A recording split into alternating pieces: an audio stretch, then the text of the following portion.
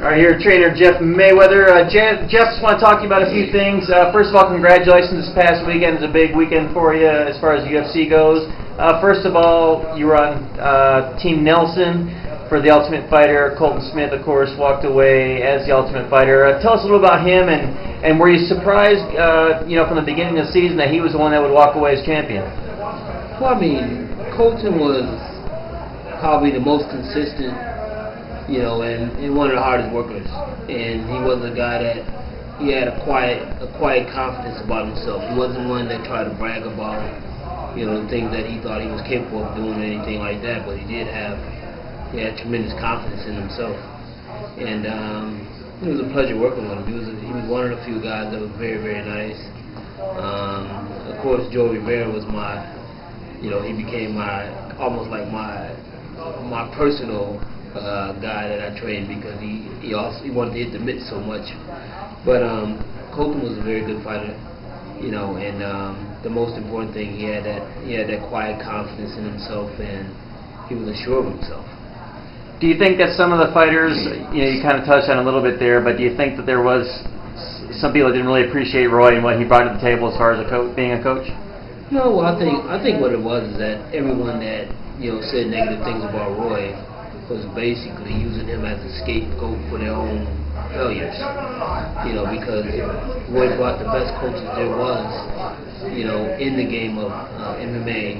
He brought Rashad Evans, he brought Horace Gracie, he brought the Diaz brothers.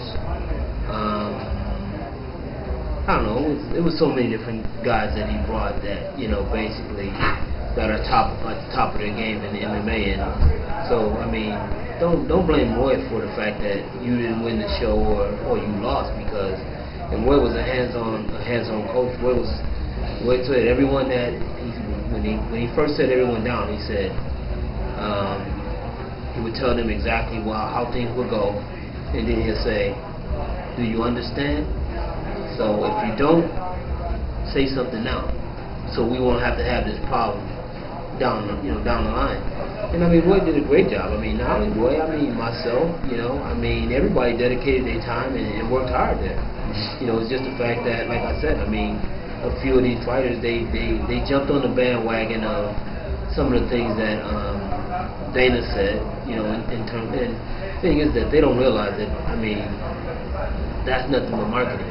I mean, Dana talks negative about Roy because it sells tickets. It's not about the fact that he doesn't like Roy. If he didn't like Roy, he wouldn't have him in the UFC.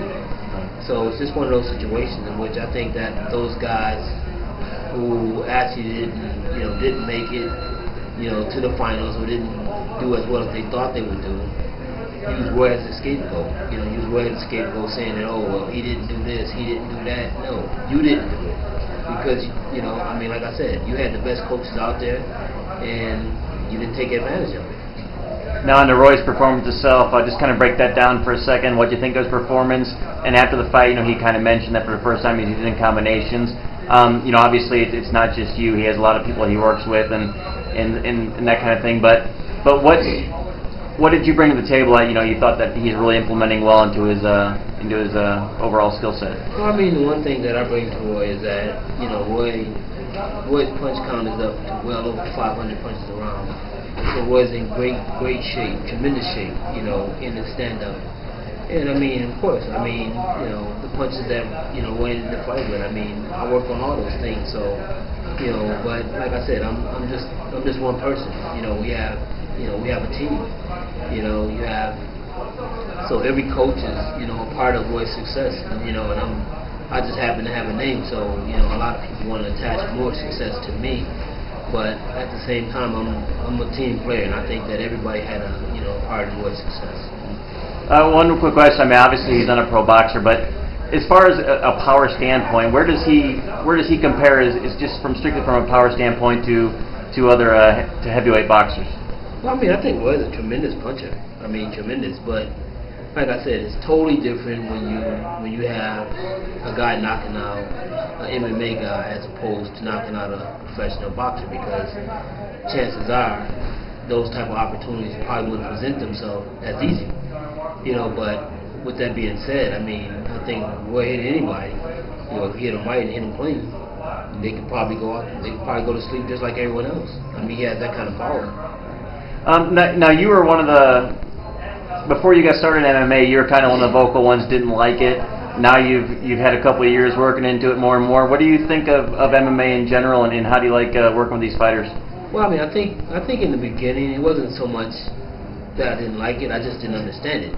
I didn't understand it, and even to this point today, I still don't truly understand it. But it's just one of those things that, I mean, plus they was always making a comparison to boxing and so on and so forth. So of course I'm going to stand up for my sport.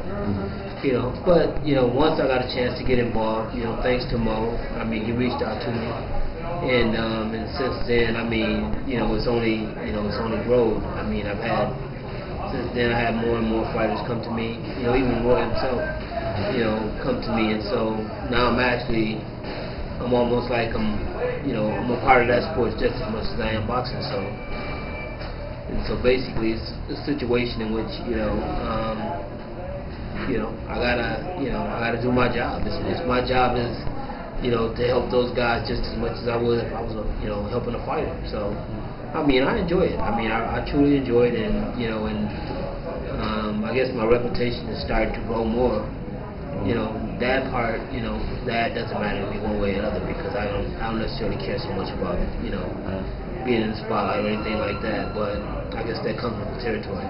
Two more questions. Actually, I want to go back real quick because you didn't actually address the point. As far as Roy's actual performance in that fight, what did you think of it? I thought it was awesome. I mean, I thought that I mean, everybody expect Roy to knock everyone out with the famous overhand right, but it was different. Roy, I mean, he changed the game. He changed his game plan by he faked the overhand right and caught the guy with the uppercut. And then basically that was and that's one thing with Roy. I don't care if it's a boxer. I don't care. When you're a finisher, you're a finisher, and that's what Roy is. I mean, Roy is a true finisher. If he hurts you, game's over. And then last question, you mentioned Mo. He's got his return match next month. Tell us about him, how he's evolved. I know he's a huge fan of boxing. He's really into it. Just tell us about his evolution as a boxer and where he stands right now. Well, I mean, I think Mo is, Mo's been, ever since he came to me, he's been very, very easy to teach. He's a student of boxing anyway. He loves boxing, so it makes it a lot easier, to train a guy that actually, have his mindset on, on the things that I already do. And so, I mean, when he came to me this time around, I mean, he had been training in Holland for quite some time, so it took a little while for me to get him back to, to training the way I was training, because I guess in Holland, they throw their punches real, real long, and he's always prepared, to kick or to grab or something like that. So that makes it a little different. So basically, it took a little while for me to get him back to just the stand up, just the boxing part, because he always wanted to kick or he wanted to do something. So but I mean, it's a pleasure to work with Mo. I mean, we have fun, not just he may have funny when we're training, but for the most part, I mean, it's a pleasure to work with Roy and with Mo. All right, Jeff, thank you for your time. Thank you.